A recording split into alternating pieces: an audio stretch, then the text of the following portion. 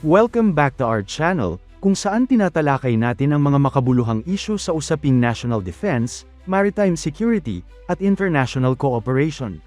Sa ika-9 na anibersaryo ng makasaysayang 2016 Arbitral Award, muli na namang nagpakita ng bastos at walang palam na kilos ang China sa ating karagatan. Nitong mga nakaraang araw, namataan ng Philippine Coast Guard ang mga barko ng People's Liberation Army Navy na may kasamang China Coast Guard vessel, at ito'y naganap mismo malapit sa Mindoro, sa loob ng ating exclusive economic zone.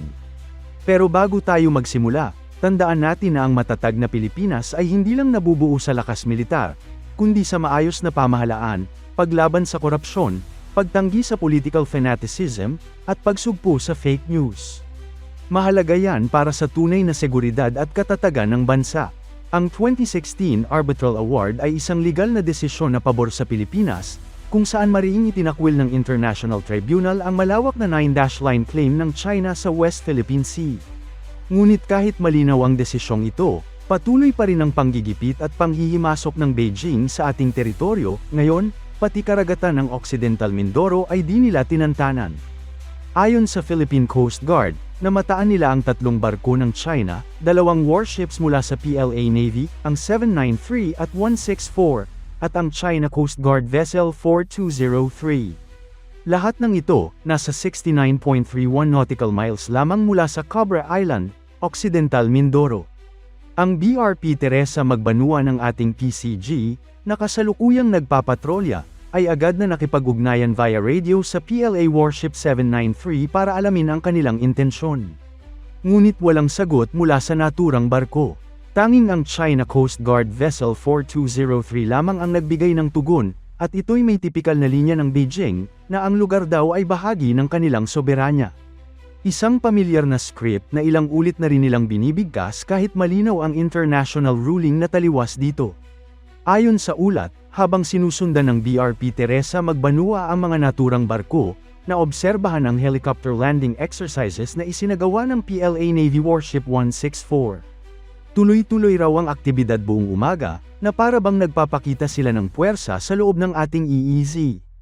Ito ay malinaw na provocation, hindi lang simpleng presence kundi actual military activity.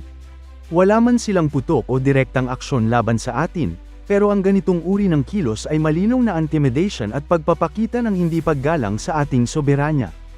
Hindi naman nag-atubili ang Philippine Coast Guard na iparating ang ating paninindigan.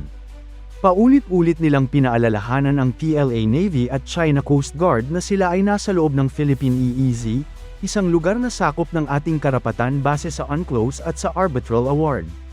Hiniling ng PCG na sagutin ng mga Chino ang radio communication at tigilan ang kanilang patrols at law enforcement activities sa ating karagatan.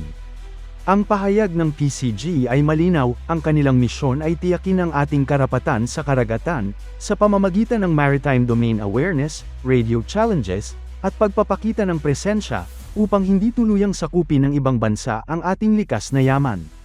Base sa United Nations Convention on the Law of the Sea, UNCLOS, may karapatan ang Pilipinas sa 200 nautical mile exclusive economic zone, kung saan tayo lamang ang may legal na karapatang magsaliksik, mangisda, at magtayo ng mga estruktura. Dagdag pa rito, ang 2016 Arbitral Award na isinulong ng Pilipinas ay isang malaking tagumpay.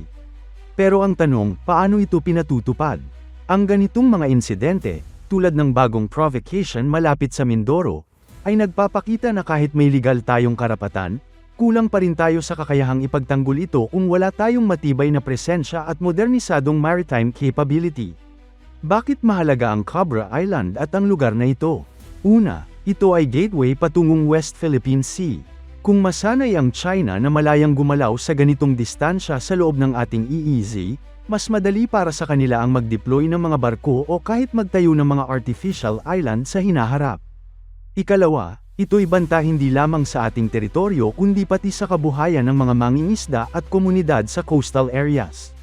Kapag patuloy na hinayaan, baka magising na lang tayo isang araw na may outpost na sila sa Mindoro waters. Mga kababayan, ang paninindigan natin sa karapatan sa West Philippine Sea ay hindi lang laban ng gobyerno o ng Philippine Coast Guard, ito ay laban ng buong sambayanan.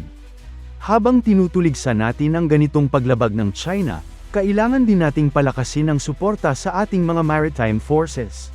Dapat tuloy-tuloy ang modernisasyon, mas malawak na pakikipag-ugnayan sa mga allies, at mas matibay na presensya sa ating dagat. Ngayong ika-9 na taon ng ating tagumpay sa Arbitral Award, sana'y magsilbing paalala ito na ang laban para sa ating karapatan sa dagat ay malayo pa sa katapusan. Mag-ingay tayo, manindigan tayo, at ipaalam sa buong mundo, ang West Philippine Sea ay atin. Pero huwag din nating kalimutan, may mga bagay din tayong kailangang tanungin sa loob ng ating bansa. Kumusta na ang modernisasyon ng ating Navy at Coast Guard? May sapat ba tayong barko, radar systems, o surveillance capabilities para mas maagang matukoy at mas maayos na masundan ang mga ganitong galaw ng China? Ang BRP Teresa Magbanua, na siyang pangunahing tumutugon ngayon sa insidenteng ito, ay isang malaking hakbang para sa maritime patrol, pero hindi ito sapat kung iisa o kakaunti lang ang gumagalaw sa buong West Philippine Sea. Ayon sa mga eksperto, ang kailangan ng Pilipinas ay multi-layered maritime presence, mula sa satellite monitoring, unmanned systems, maritime drones, hanggang sa tuloy-tuloy na naval patrols. At dito papasok ang kahalagahan ng international cooperation. Ang joint patrols kasama ang US, Japan, at Australia ay hindi lamang simbolo ng alyansa, ito rin ay practical deterrent laban sa agresyon.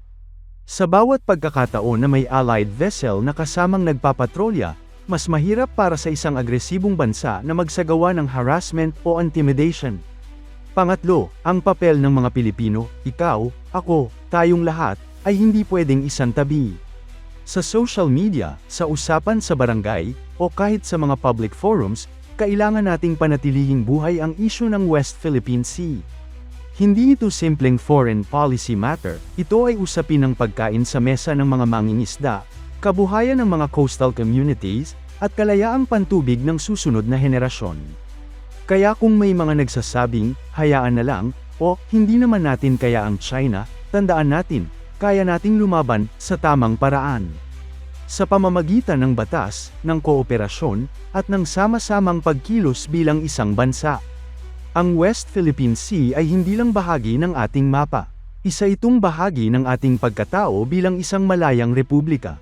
Maraming salamat sa panunood, at hanggang sa susunod nating usapan dito lang sa channel kung saan ang lakas ng bayan ay nasa kaalaman ng mamamayan.